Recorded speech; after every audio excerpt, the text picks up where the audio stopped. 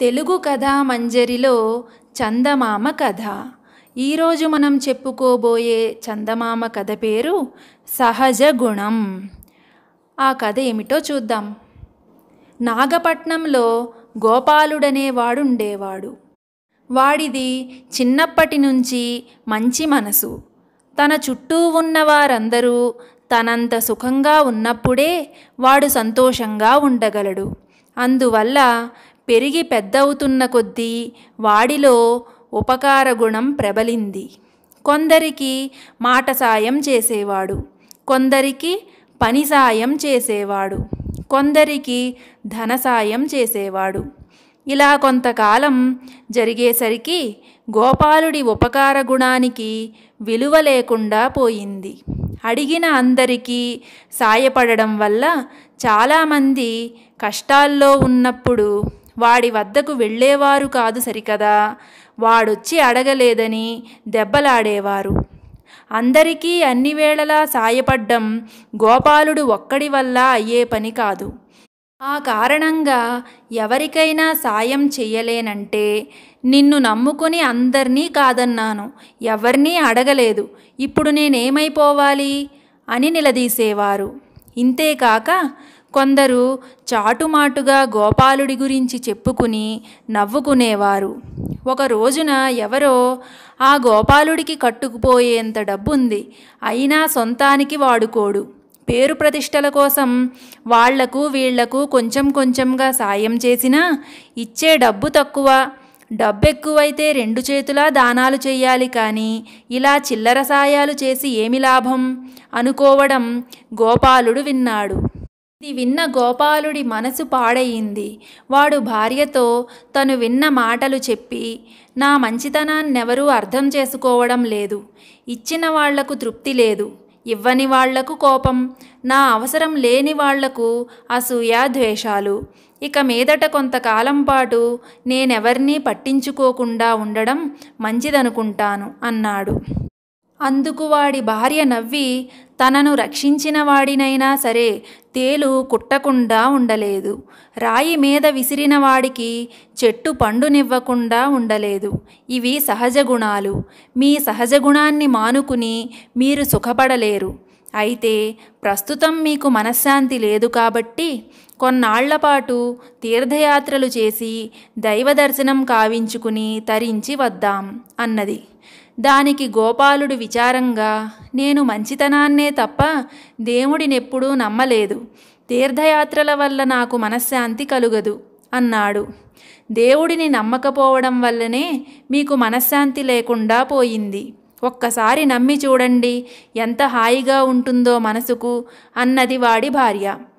అయినా గోపాలుడు అంగీకరించక, జీవమున్న మనిషి కంటే గుడిలో ఉన్న రాతి బొమ్మ గొప్పదని నేను నమ్మను, ఈ విషయంలో మాత్రం నన్ను వేధించకు అన్నాడు.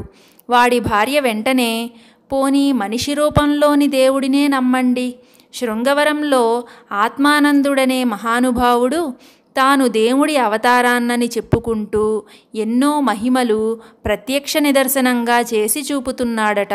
మీ పెదనాన్నగారు అబ్బాయి గోవిందుడికి ఆయనంటే గాఢభక్తి ఏర్పడిందట, ఆయన కూడా ఒకప్పుడు మీలాగే నాస్తికుడు కదా అన్నది.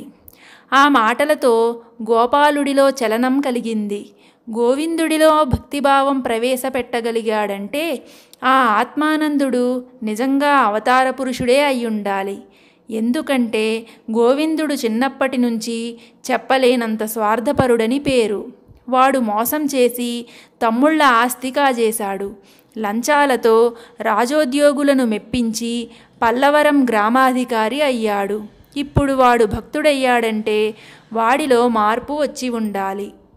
గోపాలుడు ఇలా ఆలోచించి భార్యతో, మనం పల్లవరం వెళ్ళి గోవిందుడింట్లో ఉందాం, వాడిలో మంచి మార్పు వచ్చి ఉంటే అప్పుడు నేను మనస్ఫూర్తిగా శృంగవరం వెళ్ళి ఆత్మానందస్వామి దర్శనం చేసుకుని మనశ్శాంతి పొందుతాను అన్నాడు. ఇందుకు భార్య సరేనన్నది. ఇద్దరూ పల్లవరం వెళ్ళారు. వాళ్ళు వెళ్ళేసరికి గోవిందుడింట్లో అట్టహాసంగా పూజ జరుగుతున్నది. ఎందరో భక్తులు పూజలో పాల్గొని భక్తి పారవస్యంతో పాటలు పాడుతున్నారు. ఆ తరువాత అందరూ వెళ్ళిపోయాక గోవిందుడు గోపాలుణ్ణి కౌగిలించుకుని, మన ఊరిలో నువ్వొక్కడివే నాకు ఆప్తుడివి. మన ఊళ్ళో అంతా నన్ను పైకి రాలేవని తిట్టేవారు. ఆత్మానందస్వామి దయవల్ల నేనిప్పుడెంత వైభవంగా ఉన్నానో చూడు అన్నాడు. దానికి గోపాలుడు, మన ఊళ్ళో నిన్నెవరు తిట్టినా వాళ్లకు నీ పైన ద్వేషభావం మాత్రం లేదు. నువ్వు అక్రమ మార్గాల్లో నడుస్తున్నావని వాళ్ళ అనుమానం. నువ్వు బాగా ఉన్నట్టే అక్కడ వాళ్ళు బాగానే ఉన్నారు అన్నాడు. గోవిందుడికి కోపం వచ్చినా అణుచుకుని, అక్కడ వాళ్ళు బాగానే ఉండొచ్చు, కానీ నా అంత బాగా లేరు. మన ఊరి వీరయ్య కొడుక్కు రాజు కొలువులో ఉద్యోగం రావలసిందే. మన ఊరివాడని తెలిసి రాజోద్యోగులు నన్ను సలహా అడిగారు. ఒకసారి వీరయ్య నా తమ్ముడి తరపున చేరి నన్ను నానా మాటలు అన్నాడు. నేను మర్చిపోతానా? వాడికి ఉద్యోగం రాకుండా చేశానంతే అంటూ తన ప్రతాపం చెప్పుకున్నాడు. గోపాలుడు ఆశ్చర్యపోయి, నువ్విప్పుడు దైవభక్తుడివయ్యావు కదా, నీకు రాగద్వేషాలు ఉండవనుకున్నాను. పాతపగలు గుర్తుపెట్టుకుని ప్రతీకారం తీర్చుకోవడం నీకు తగునా అని అడిగాడు. వెంటనే గోవిందుడు విసుగ్గా, పాతపగల సంగతి అలా ఉంచు. ఈ ఊరికి మొన్నంటే మొన్న మనూరి శంకరుడొచ్చాడు. వాడి కూతురికి ఊళ్ళో మంచి సంబంధం దొరికింది. శంకరుడు మనూరివాడని తెలిసి వాళ్ళు వాడి కూతురి గురించి నన్ను అడిగారు. నిజం చెప్పొద్దు, వాడికి నాకు ఏనాడు ఏ గొడవ లేదు. కానీ ఒకసారి ఎవరో వాడి కూతుర్ని నా కూతురితో పోల్చి పొగిడి దాని పెళ్ళి నా కూతురి పెళ్ళి కంటే ముందవుతుందన్నారు. అంతే, అది నాకు గుర్తుండిపోయింది. నా కూతురికి ఇంకా సంబంధాలు చూస్తున్నాను, ఒక్కటీ కుదరలేదు. అందుకని ఆ పెళ్ళి చెడగొట్టేశాను.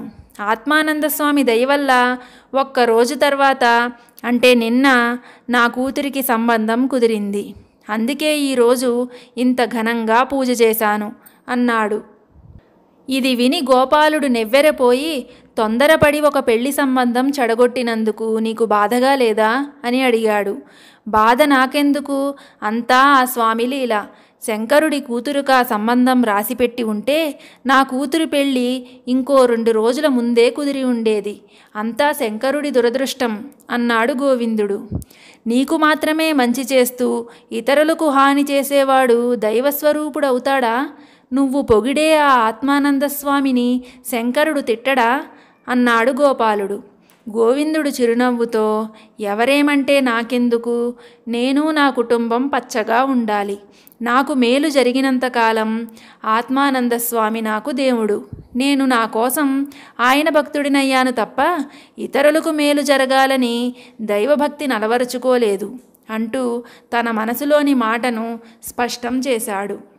గోపాలుడికి ఆ ఇంట్లో ముళ్ళ మీద ఉన్నట్టుగా ఉంది.